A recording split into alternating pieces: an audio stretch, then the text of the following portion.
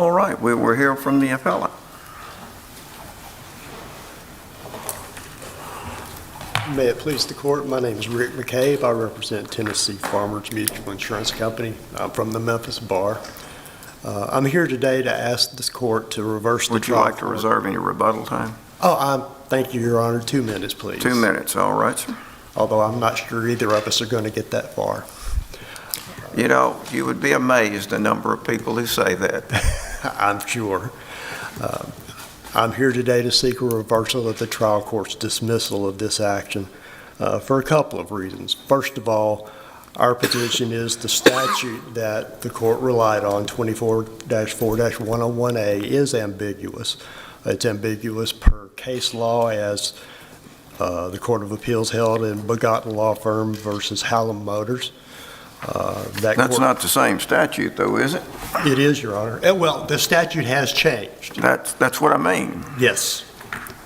But nothing about that case has changed. No court has ever said that it was bad law.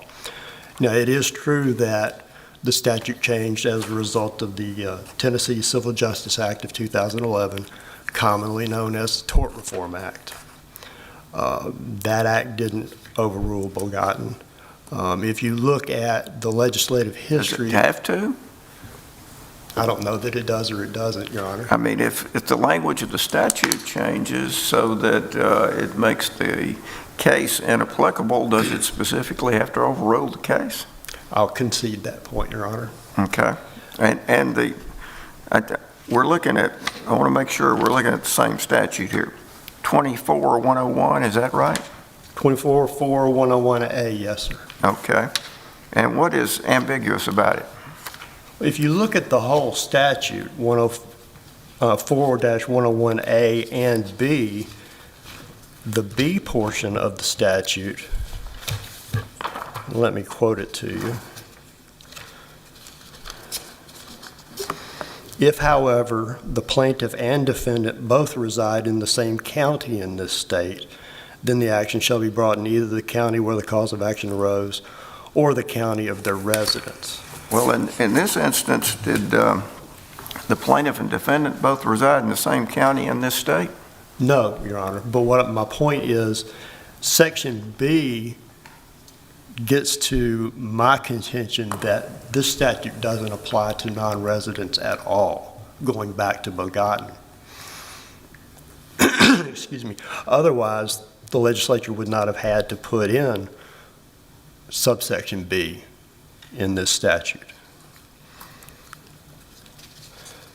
If you look at the legislative history of the Tort Reform Act, in the Senate Judiciary Committee, Senator Kelsey, who was one of the sponsors of the bill, said that the changes to the venue statutes were driven by an effort to stop forum shopping. They were concerned with drawing citizens from one end of the state all the way over to the other end of the state just because the plaintiff felt they could get a better decision. Yeah, but you don't look at the legislative history unless you find the statute to be ambiguous to start with. And my point is, I believe that the statute is ambiguous. Well, I go back to Section 1, or A again. So tell me how that's ambiguous. Read in a vacuum, it's not. But if you look at all of 24-4-101, I believe it is. Otherwise, the legislature would not have had to refer to a situation where citizens reside in the same county in this state. That, to me, presumes that the whole statute is directed at citizens of the state. Excuse me.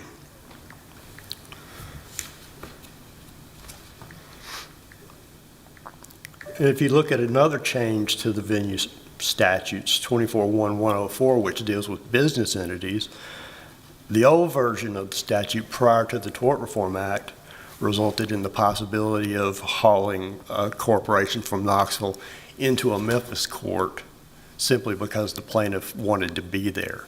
The new change, or the change as a result of the Tort Reform Act, localizes those suits to the county where the defendant's organized or where the defendant's registered agent for service of process is located. So clearly the legislature did not want to create a situation where you could have jurisdiction over a matter, but not have venue. And that's what this case boils down to. My opponent believes that this statute means that you can have personal jurisdiction over a non-resident citizen, but not have a proper venue.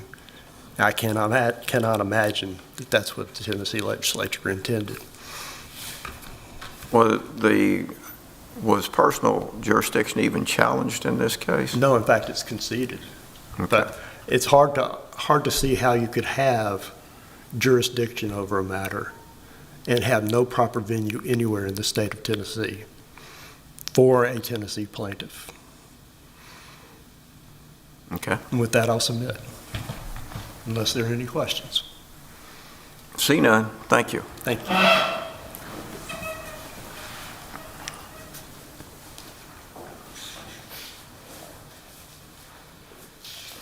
Good afternoon, Your Honors, and may it please the Court. My name is Harry LeBaire of the Memphis Bar, and I represent the appellee Virginia Jones. As you've read and heard, Ms. Jones is a resident of the state of Mississippi who was involved in an accident that occurred in Mississippi on September 3rd, 2022. So did you concede personal jurisdiction? Absolutely, I did, Your Honor. Okay. I think the outer bounds of the minimum contacts analysis says that if you're served and can be found in a place, then you're subject to the personal jurisdiction of that court. Is this because your client worked in Shelby County?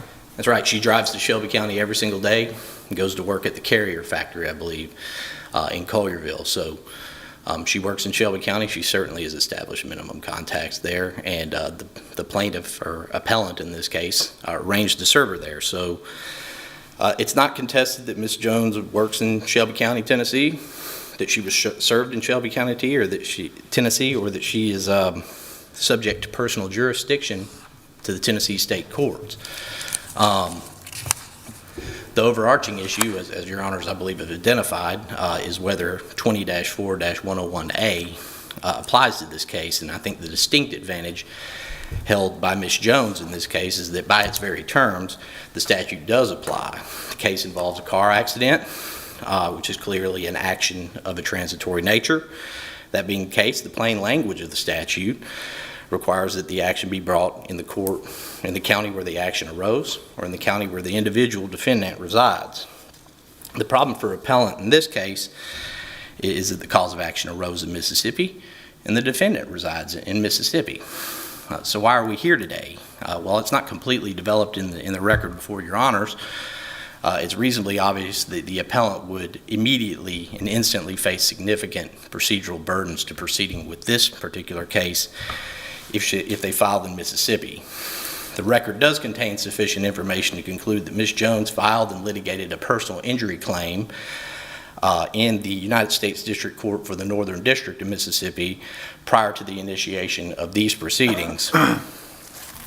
Unlike Tennessee Rule of Civil Procedure 13.01, the Mississippi and federal equivalents contain no tort exception to the compulsory counterclaim rule.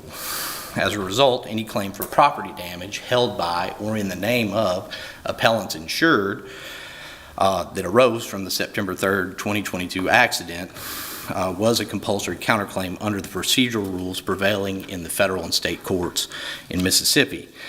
Accordingly, we are here today because this case faced an insurmountable, fatal flaw in Mississippi, which appellants assumed that they could avoid by filing this case in Tennessee. Unfortunately for appellant, it appears that insufficient heed was paid to Tennessee's well-stated venue requirements. I say that because the better part of a year passed between the filing of this action, which is actually silent, has no allegations of the propriety of venue, and the citation of the Bogattin decision in appellant's supplemental memorandum in opposition to our motion to dismiss for improper venue. Prior to that memo, which is dated August 6, 2024, appellant's briefing on this issue was focused on personal jurisdiction, as their argument is here today, as the deciding factor as to whether this case could be sustained and prosecuted in the Tennessee state courts. On and after October 6, 2024, and again here today, the issue has become and remained whether non-resident defendants have the privilege the privilege of invoking and relying upon the Tennessee venue statutes. For the reasons set forth in the brief, which I will attempt to boil down to 2 reasons, non-resident defendants are so privileged. First, the language of the statute is clear and unambiguous, as I think your honors have touched upon. Subsection A does not draw any distinction between resident and non-resident defendants. It just refers to defendants. While the appellant asserts that the legislature's use of that phrase in this state, in subsection B, creates an ambiguity, I think the opposite is true. In short, the reference in subsection B to plaintiffs and defendants residing in the same county in this state refers to a specific but very common fact scenario that highlights the reference to defendants in general in the preceding subsection. In other words, subsection A states a general rule applicable to all transitory actions and all defendants, while subsection B refers to a narrower but still very, very common scenario in which the plaintiff and defendant reside in the same county. In reality, as your honors may have noticed from the 2011 tort reform changes, subsection B has been substantially the same for many, many years. Subsection A only was changed. They really state the same thing and have the exact same effect now. You sue in the county where the tort arose, or you sue in the county where the defendant resides. If the plaintiff and the defendant reside in the same county, that's the county, unless the wreck or the transitory action arose in a different county. Because the venue statute is unambiguous, there's no reason to look to the legislative history. However, it is worth noting that the legislative history that has been pointed to us does not really help appellant's case. As appellant stated here today, forum shopping appears to be the main focus of the changes to the venue statutes. Unfortunately, the interpretation given to us by the appellant, or the appellant would have this court adopt, achieves the opposite result. Minimum contacts personal jurisdiction analysis is a statewide analysis. It means if you have minimum contacts with the state of Tennessee, you're subject to the personal jurisdiction of the Tennessee courts. If we strip non-resident defendants of the privilege to choose where they are sued, you could have a situation, and it's not hard to imagine, where an Arkansas resident who works in Memphis or a Missouri resident who works in Dyersburg can be sued, and if the, in this case, insurance company thinks it's advantageous to them, they can sue them in Johnson County, they can sue them in Sullivan County, they can sue them 450 miles away from where they live or where they work. Where they work.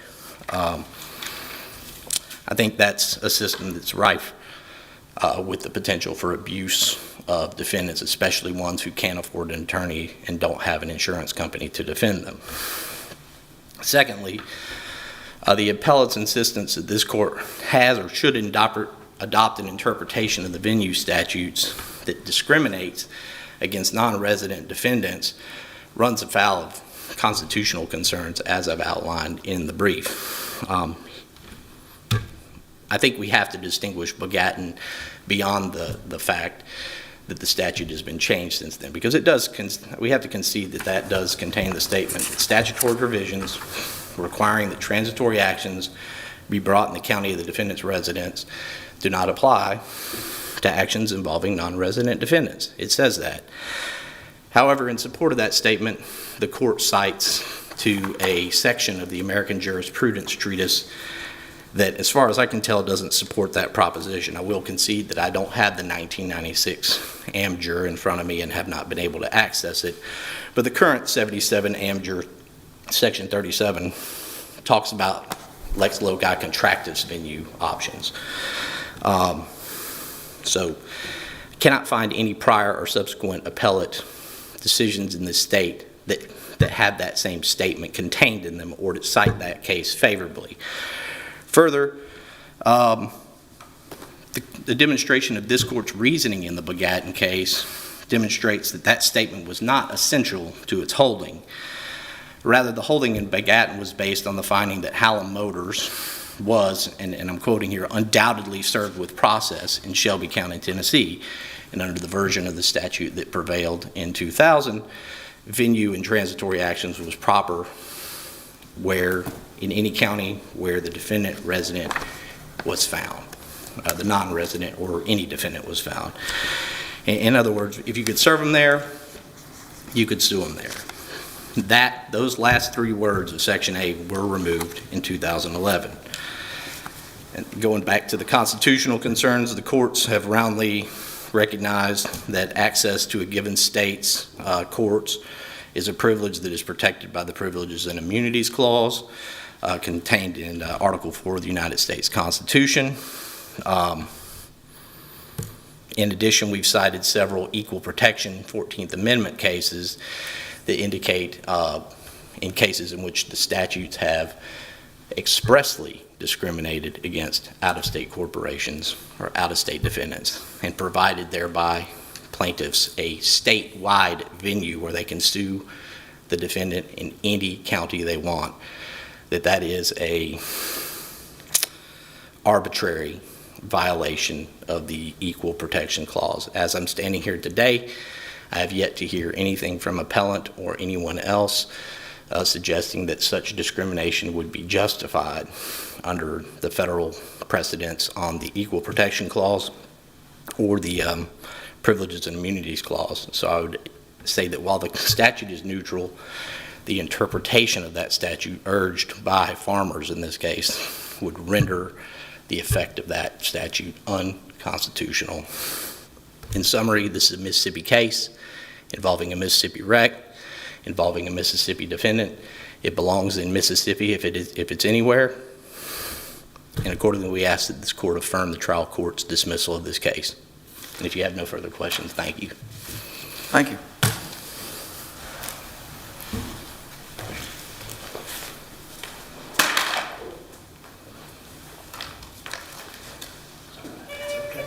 Your Honor, I'll submit the case. Sir? I'll submit the case. Okay, thank you, sir. Appreciate it.